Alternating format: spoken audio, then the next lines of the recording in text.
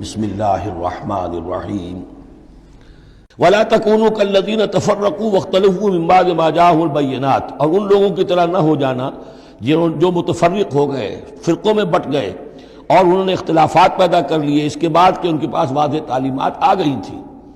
اولئک لہم عذاب عظیم، ایسے لوگوں کے لیے تو بہت بڑا عذاب ہے۔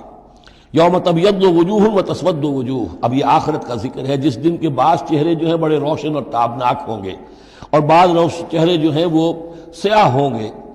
فَأَمَّا الَّذِينَ اسْوَدَّتْ وُجُوهُهُمْ، تو جن لوگوں کے اس دن چہرے سیاہ ہوں گے، یہ وہ کون ہوں گے؟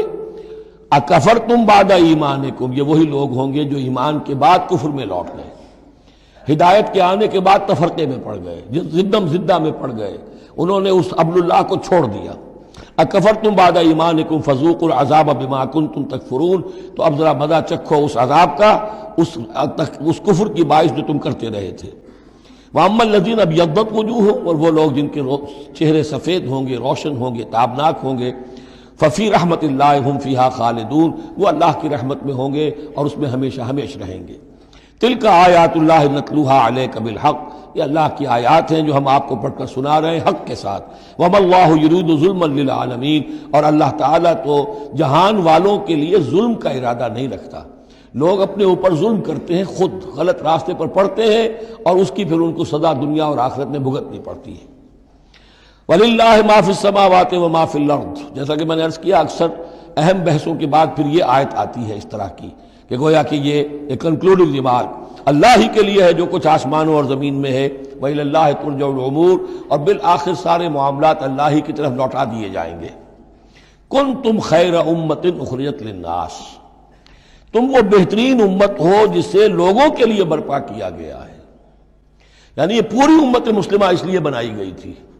یہ دوسری بات ہے امت مسلمہ بھول جائے، جب بھول جائے تو پھر جو بھی ان میں سے جاگے وہ دوسروں کو جگا کر اس امہ ودن امہ، اس امت کے اندر جماعت، پارٹی ودن پارٹی، امہ ودن امہ بنائیں اور وہ کام کریں جو اوپر ہے۔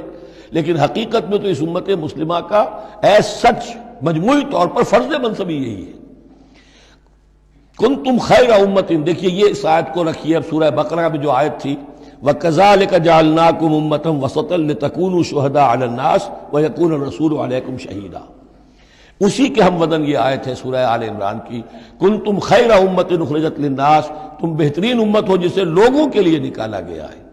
دنیا کی اور قومیں اپنے لیے زندہ رہتی ہیں، اپنی ترقی، اپنی بہتری، اپنی بہبود، اپنی دنیا میں عزت، اپنے دائرے کو بڑھانا، لیکن مسلمان کو جینا ہے، ہم تو جیتے ہیں کہ دنیا میں تیرا نام رہے، کہیں ممکن ہے کہ ساقی نہ رہے، جام رہے، زیادہ سے زیادہ لوگوں کو ہدایت کی طرف بلانا، لوگوں کو جہنم کی آگ سے بچانے کی کوشش کرنا۔ تمہیں جینا ہے ان کے لیے، وہ جیتے ہیں اپنے لیے۔ کنتم خیر امت اخرجت للناس، تمہیں نکالا گیا ہے، برپا کیا گیا ہے لوگوں کے لیے۔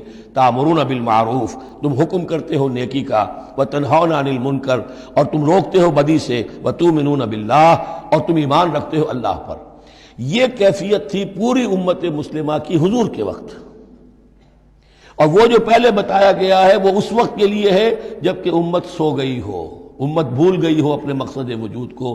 تو ظاہر بات ہے جن کو ہوش آ جائے وہ لوگوں کو جگائیں اور ایک نئی جمعیت فراہم کریں۔ وَلَوْ آمَنَ أَهْلُ الْكِتَابِ لَكَانَ خَيْرًا لَهُمْ، اگر یہ اہل کتاب ایمان لے آتے تو یہ ان کے حق میں بہت بہتر تھا۔ مِنْهُمُ الْمُؤْمِنُونَ، ان میں ہے کچھ لوگ جو ایمان والے ہیں، یعنی ان میں سے مراد وہ بھی ہو سکتے ہیں جو اس وقت تک یہودیوں میں سے یا نصرانیوں میں سے ایمان لا چکے تھے، اور یہ بھی ہو سکتا ہے جن کے اندر پوٹینشلی ایمان تھا اور کچھ عرصے کے بعد کہا جا رہا کہ وہ ایمان لے آئیں گے۔ وَأَكْثَرُهُمُ الْفَاسِقُونَ، لیکن ان کی اکثریت جو ہے اب وہ فاسقوں اور نافرمانوں پر مشتمل ہے۔ وہی معاملہ جو امت مسلمہ کا آج ہو چکا ہے، اکثریت کا حال کیا ہے وہ دیکھ لیجیے آپ۔